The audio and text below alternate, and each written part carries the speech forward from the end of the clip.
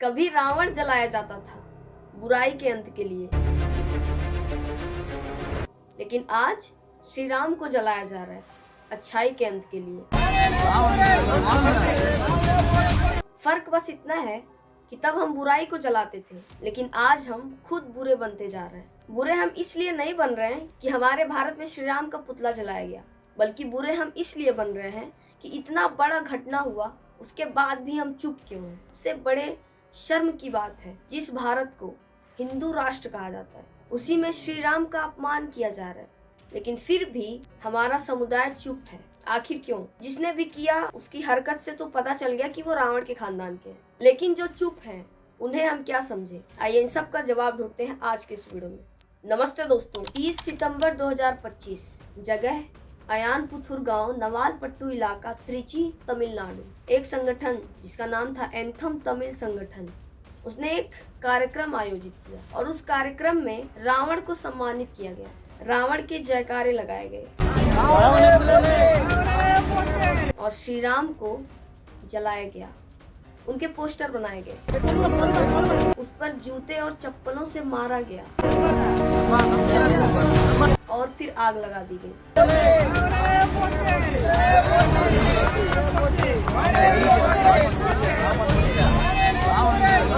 कई दर्शकों ने इस घटना को शूट करके सोशल मीडिया पर पोस्ट किया और जैसे ही ये वीडियो सोशल मीडिया पर वायरल हुआ, देश भर में गुस्सा का माहौल हो गया। लोगों के अंदर गुस्सा छा गया, लेकिन ये गुस्सा कहाँ तक है वो तो आप लोग देख रहे हैं। एक का नाम सामने आया, इसका अदाइकल राज बताया जा रहा है। बाकी 3 को और गिरफ्तार किया गया जो उस संगठन के सदस्य थे। उन दुष्कर्मियों के खिलाफ FIR दर्ज किया गया, उन पर कुछ धाराएं लगाई गई, लेकिन सवाल ये है कि क्या सिर्फ धाराएं लगाना, उन्हें गिरफ्तार कर लेना काफी है। लेकिन इस घटना से सबसे ज्यादा जो लोग आक्रोशित थे वो तमिलनाडु में रहने वाले श्री राम के भक्त थे। एक संगठन सर्व समाज, उनमें गुस्से की भावना इतनी ज्यादा थी कि उन्होंने 10 दिन बीतते बीतते अपना गुस्सा दिखा दिया। 10 अक्टूबर 2025 को तमिलनाडु में हनुमान चौराहे पर सर्व समाज के लोगों ने रैली निकालकर तमिलनाडु के CM MK स्टालिन का पुतला फूंका।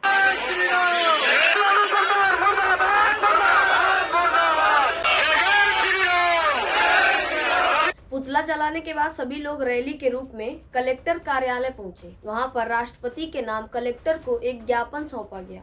ज्ञापन में कहा गया कि तमिलनाडु सरकार से संरक्षण प्राप्त संगठन एंथम तमिल संगम द्वारा भगवान श्री राम का अपमान किया गया, उनका पुतला जलाया गया और उनके लिए अभद्र भाषा का प्रयोग किया गया। सोचिए, भारत में बहुसंख्यक सनातनी होने के बाद भी कोई भी आराध्य भगवानों के खिलाफ कुछ भी बोल देता है, लेकिन हम ये सहन नहीं करेंगे।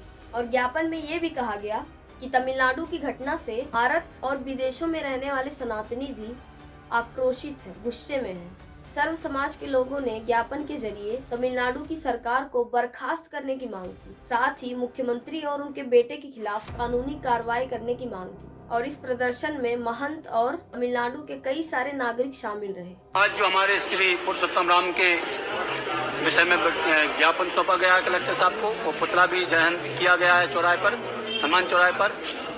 क्या है, जो हमारे तमिलनाडु के मुख्यमंत्री ने जो मच्छर की तरह और डेंगू की तरह बता करके हमारा सनातन धर्म जो अनादि काल से है, जब से पृथ्वी है, जब से सनातन धर्म है, पहले कोई धर्म था ही नहीं।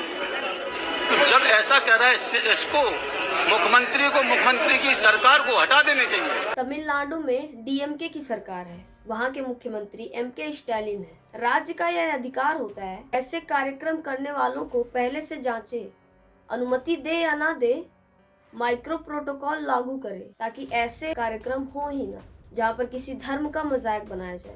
श्री राम का पुतला सरकारी इलाके में जलाया गया, इसकी सीधी जवाबदेही MK स्टालिन को होना चाहिए। ये कार्यक्रम उनके परमिशन देने के बाद किया गया।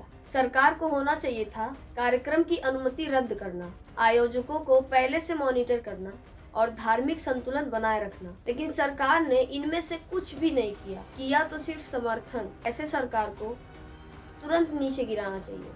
भारत एक संघीय देश है, कानून व्यवस्था राज्य की जिम्मेदारी है, लेकिन जब मामला धार्मिक भावनाओं या राष्ट्रीय एकता की हो तो केंद्र को बयान देना चाहिए कि ऐसी घटनाएं स्वीकार्य नहीं की जाएंगी। लेकिन फिर भी सरकार चुप।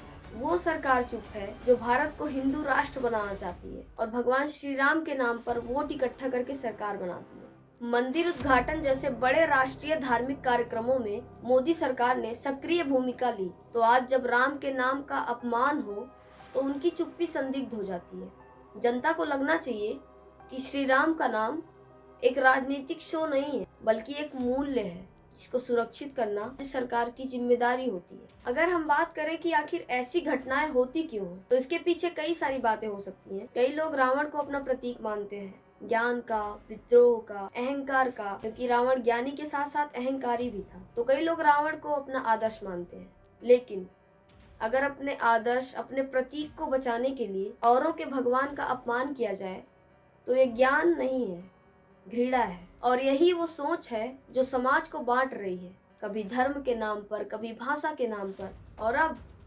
भगवान के नाम पर। अब तक केंद्र सरकार की तरफ से कोई बड़ा बयान नहीं आया है और ये चुप्पी बहुत कुछ कहती है। किसी और के धर्म पर छोटी सी बात हो जाती है तो बड़े बड़े ट्वीट्स और भाषण निकलते हैं, लेकिन इस घटना पर सिर्फ सन्नाटा। मेरा सवाल मोदी जी से है कि मोदी जी, आप भारत को हिंदू राष्ट्र कहते हो, तो जब उसी हिंदू राष्ट्र में भगवान का पुतला जलाया जा रहा है, उनका अपमान किया जा रहा है, तब आप चुप क्यों हैं?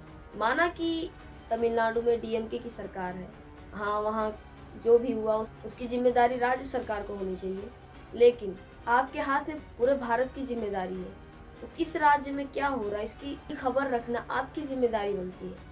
और खासकर कि जब प्रभु श्री राम का अपमान किया जाए, हमारे हिंदू धर्म का मजाक बनाया जाए, इस पर तो आपको चुप नहीं रहना चाहिए। माना कि देश में भ्रष्टाचार, बेरोजगारी बहुत बढ़ चुकी है, उसको तो आप नजरअंदाज कर ही रहे हैं, लेकिन अब धर्म का मजाक बनाया जा रहा है, धर्म का अपमान किया जा रहा है, तब भी आप चुप हैं। ऐसी घटनाएं सिर्फ लोगों को नहीं बांटती, बल्कि हमारी आने वाली पीढ़ी को ये सिखाती है कि किसी दूसरे के भगवान का अपमान करना एक रिबेलियन है। लेकिन असल रिबेलियन तो वो है जो नफरत के खिलाफ खड़ा हो। भारत में हर साल धार्मिक भावनाओं की 700 से ज्यादा घटनाएं दर्ज होती हैं और उनमें से ज्यादातर सोशल मीडिया से शुरू होती हैं।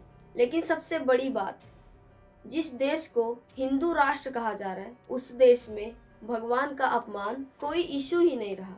मैंने ये वीडियो देर से बनाया क्योंकि मेरी तबीयत खराब थी, लेकिन सच बोलने का काम कभी रुकना नहीं चाहिए। ये वीडियो किसी धर्म के खिलाफ नहीं है, बल्कि उस सोच के खिलाफ है जो धर्म के नाम पर नफरत फैला रही है, और ये बिल्कुल सहन नहीं किया जाएगा। धर्म किसी का भी हो, धर्म का सम्मान करना व्यक्तिगत तौर पर और कानूनी तौर पर हमारा फर्ज है। किसी भी धर्म का मजाक उड़ाना ना तो हमारा कर्तव्य है, ना ही हमारा अधिकार है। सरकारें आती जाती हैं, पर अगर धर्म के नाम पर नफरत बढ़े तो देश जख्मियों सा दिखेगा। एमके स्टालिन को अपनी जवाबदेही स्वीकार करनी चाहिए। केंद्र सरकार को बताना चाहिए कि राम सिर्फ नाम नहीं है, बल्कि एक विश्वास है जो हम सब के दिलों में बसते हैं, और उन्हीं श्री राम का अपमान कतई बर्दाश्त नहीं किया जाएगा। अब सबसे बड़ा सवाल, इतनी बड़ी घटना हुई, एक राज्य में श्री राम का पुतला जलाया गया, उनका अपमान किया गया, वीडियो वायरल हुआ, लेकिन हमारे देश के बड़े न्यूज़ चैनल्स और क्रिएटर कहाँ हैं? उनकी तरफ से उनकी कोई आवाज़ उठकर क्यों नहीं आई? क्योंकि ऐसे मुद्दे जो लोगों को सोचने पर मजबूर करते हैं, वो आज के दौर में रेटिंग नहीं लाते। चैनल्स वही दिखाते हैं जहाँ टीआरपी है, और क्रिएटर्स वही बोलते हैं जहाँ सेफ जोन है। लेकिन सवाल ये है कि क्या डर इतना बढ़ गया है कि श्री राम के नाम पर बोलना अब रिस्क हो गया है?